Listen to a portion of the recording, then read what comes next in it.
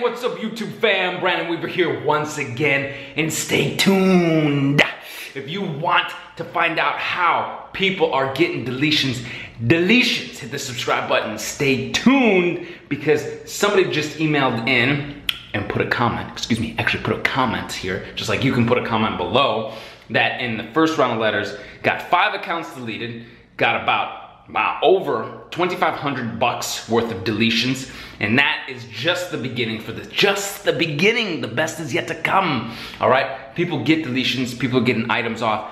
Amounts, okay? I don't always talk about the amounts, but people getting good amounts off. I know I got some good amounts off my reports and these negative unverified accounts, these inaccurate accounts, these unvalidated accounts, and we're about to talk about that right now, okay? Thank you so much, Brandon. It's been about a month since I bought your book. I got 5 accounts deleted with the first round of letters, all right? About $2,500 worth of deletions. Can't wait to send my second round of letters. However, my second round, okay, cut this down to right here, okay? This is about her husband, okay? I got a bill, so-called validation letters for a medical issue, and they violated HIPAA law with the doctor's name, date, service, discharge date, and room number, and much more. So should I send this proof to the credit bureaus? Okay, this is what we're gonna do, okay? So this situation has to do with HIPAA privacy laws. So we got the HIPAA letter at 609creditrepair.com, the Beyond Committed package. Has the HIPAA letter in here, okay? You can send this directly to the bureaus, all right? We have the collection validation letters you send to the medical collectors, all right? And they might send back stuff like this.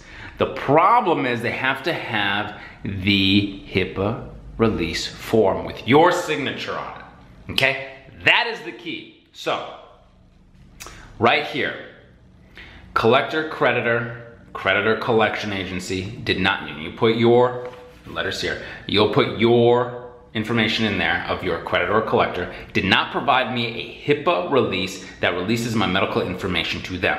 Therefore, by providing such information, they are in violation of the HIPAA rights. I am proceeding with legal actions as prescribed by law against the above named creditor or collector.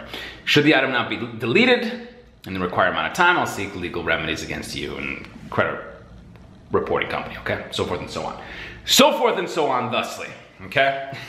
So that is what you will send. You will send the proof to them, you will send your dispute, and they will delete it on your behalf if they see your rights have been violated. If they have violated your rights, the law is on your side. The law will help you get these deletions, okay?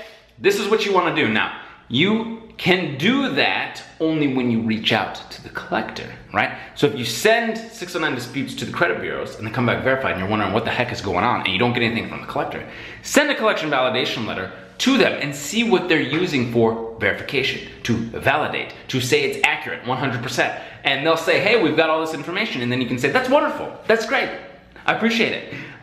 Do you have a HIPAA release? And they'll start to, oh, well, you know that you paid this and then we have these bills and this. Yeah, great, fantastic, love it, wonderful. You're doing excellent, you're doing almost 100%, but you're not 90%, 80%, 50%. In fact, you're barely 10%. The whole thing hinges on the HIPAA release, fools. You know darn well you're not supposed to be putting no negative items on there without the proper verification, okay? So, what if this continues to happen? And I got a question here that is similar, okay? So, kind of similar, not HIPAA related, but it's the creditor, okay? The creditor, okay? Furnisher was deleted from the 3 credit reporting agencies. I'll read this to you. So, all 3 credit reporting agencies deleted the original creditor furnisher. Okay, the original was deleted. The people that are supposed to have the documentation, the people that are getting paid to give this documentation supposedly to a collector were deleted. They couldn't verify it, deleted. But the debt collection amount still remains on all 3. They all, of course, say it's verified. What do I do? Okay, clearly they have failed to verify it or validate it, okay? The collection agency hasn't validated it. You send a collection validation letter to them. If they don't send you back the instrument of indebtedness, a contract between you and them, a contract between the first party, who was deleted, by the way, and saying that a third party can then take over and collect on their behalf.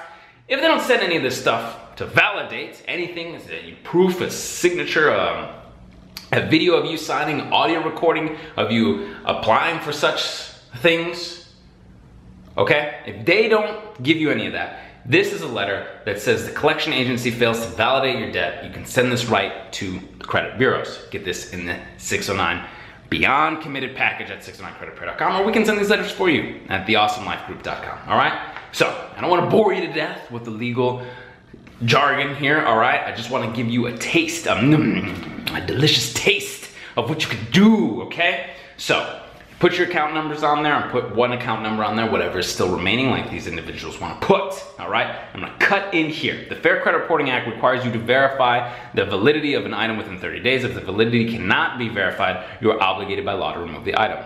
This is very clear, goes on to state case law. Okay, in the event that you cannot verify the item pursuant to Fair Credit Reporting Act, you can continue to list, and if you continue to list the disputed item in the credit report, I will find it necessary to sue you for actual damages under the Fair Credit Reporting Act. Okay, according to these regulations, I may sue you for any qualified state, in any qualified state or federal court, including small claims court in my area. While I prefer not to litigate, I will use the courts as needed to enforce my rights under the FCRA, all right? And it's got some other verbiage in here as well. So you can send this to them, and they will have to figure out, was this validated properly or not? And you've already sent and built your case by sending a collection validation letter or two, we've got some in the Beyond Committed package, or a non-response collection validation letter to them if they don't respond. And you will see they do not have anything. They don't got nothing, all right? 9 times out of 10, they got nothing, okay? So hit that bell for notifications next time I go live, when you gotta get your phone call on with me so I can walk you through some of this stuff. And if you're having issues, make sure you subscribe to get all this video content all the time, okay? And you can email me, okay? Email me. People are emailing me, getting their questions, getting their strategy on, all right? Put some comments in the comments below about how well you are doing with your credit repair. What do you use for credit monitoring? What's your credit looking like now? What are your scores looking like now, okay? Hit the subscribe button, put subscribe tribe below, all right? Hit that thumbs up if we're helping you out, but I want to go ahead and get into this a little bit more, all right? So, this individual purchased the 609 package, the Beyond Committed package, all right? They have gotten Experian deleted 10 out of 15. Equifax TransUnion sent the letter of back saying that they verified a couple of items are still remaining, okay? So Equifax too, all right, yeah, Equifax, Experian deleted 10 out of 15. So you still have a few items on there, but 10 out of 15 items, okay? And your score went from 597, this is Mr. Jamie, I don't want to, the last name I don't want to mess up, but Jamie says his credit score has gone from 597 to 682, all right? 682. This is great. He also says he wants to keep his credit utilization down more. He spent a little bit for his birthday, but he wants to keep his credit utilization down. 597 to 682. This is phenomenal. So 10 negative items deleted out of 15. Got a few left with these bureaus. Okay, stick with it. Use the strategies we've had here. Send letters to the collectors. Send letters to the credit bureaus. If you have to, complain. And then if you've got to, send them a small claims court. I've got a book on how to sue to win without a lawyer, all right? Not a lawyer, not giving legal advice, just simply stating the Fair Credit Reporting Act, the Fair Debt Collection Practices Act violations that are in there, the FACTA violations, all right? They're in there for you. Now, that's fantastic. We've got one more question here, all right? And I want to reiterate this. I know it's basic, but I'm getting emails about this and I don't want you guys to go down the wrong road. I want you to do this the right way. Many people want to do this the right way. Okay. Hi, Brandon and team. Quick question. If an account is closed with a zero balance, do I still dispute those as well? Thanks. Hope to hear from you soon. Okay.